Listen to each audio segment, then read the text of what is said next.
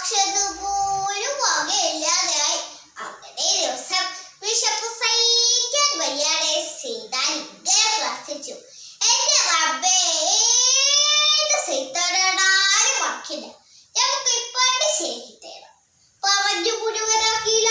അഥാവേതു സീതാൻ താടിയും മുഠിയും നീട്ടി നഖം നീണ്ട് വൃത്തികെട്ട രൂപം.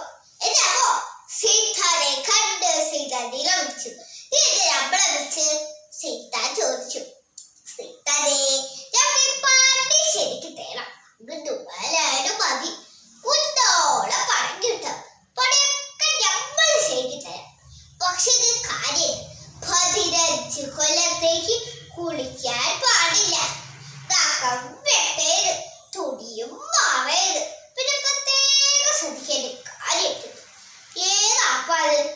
സീതാനി മനസ്സിൽ വിചാരിച്ചു, കിതാബ് കണ്ടോളൂ, ഒറ്റ അക്ഷരം വായിക്കാനോ എഴുതാനോ പാടില്ല.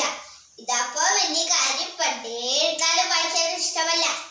അങ്ങനെ സീതാനി 15 കൊല്ലത്തേക്ക് കുളിക്കാണ്ടും കഴുകാണ്ടും തുണി മാറാണ്ടും അകത്തുള്ളതെല്ലാം ചെയ്തിട്ടിയായിരുന്നു. കസിന്റെ എഴുതാൻ നഖം നിലത്ത് മുട്ടു. അങ്ങനെ 15 കൊല്ലം പൂർത്തിയായ ദിവസമെത്തി. സീതാനി സീതാന്റെ മുന്നിലെത്തി.